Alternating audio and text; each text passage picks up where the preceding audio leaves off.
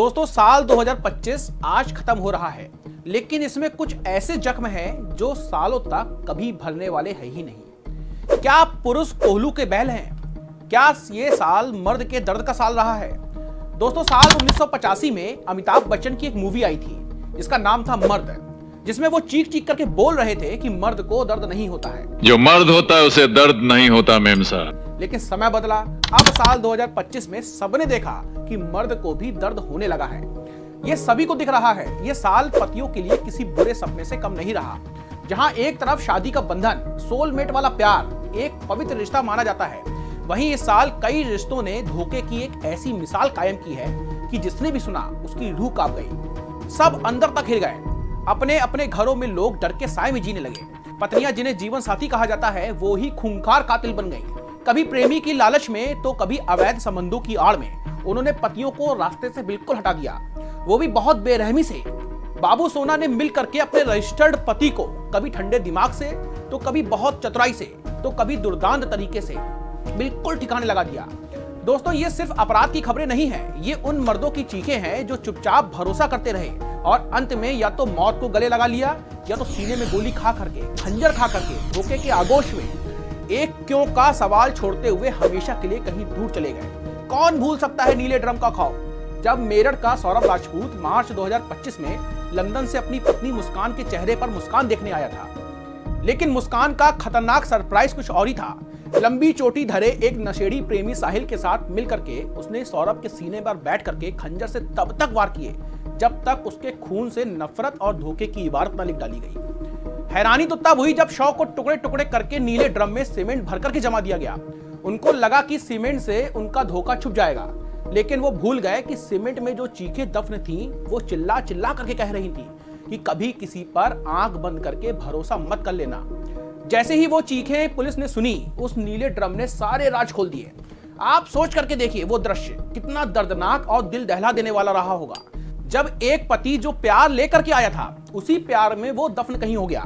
फिर इसके बाद आया मई 2025, जब एक हनीमून ने सब कुछ सुनसान कर दिया। एक राजा जिसने अपनी रानी को सपनों की दुनिया देनी चाहिए थी, शादी के महज कुछ दिनों के अंदर ही इंदौर के राजा को उसकी पत्नी सोनम रघुवंशी ने मेघालय ले जाकर के, हनीमून पर ले जाकर के बादलों में कहीं दफन कर दिया।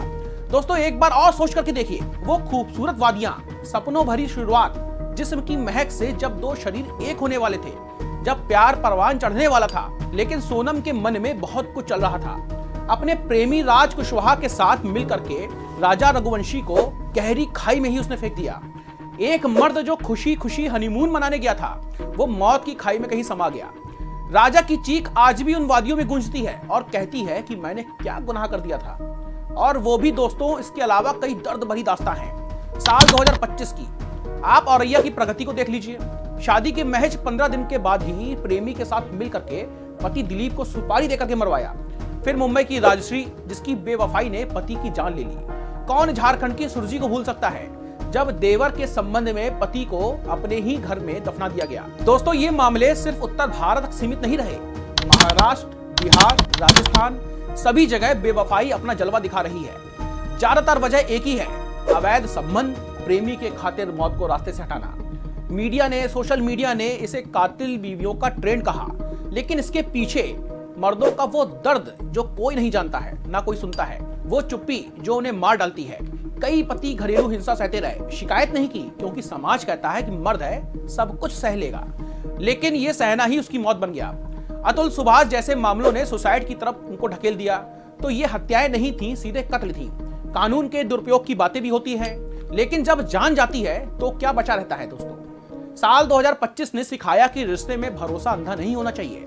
मर्दों को भी अपनी सुरक्षा का हक है। इन घटनाओं से दिल टूटता है, आंखें भी नम हो जाती हैं। उन सभी पतियों को श्रद्धांजलि जिन्होंने प्यार में अपनी जान गंवा दी। ईश्वर करे सन 2026 एक ऐसा साल आए जिसमें रिश्ते मजबूत हो और विश्वास भी कायम हो। अगर ये दर्द आपको भी छू गया हो तो शेयर जरूर करिएगा, ताकि आवाज मर्दों की भी बुलंद हो। लेकिन अभी रुकिएगा, हम इसे खत्म नहीं कर रहे हैं।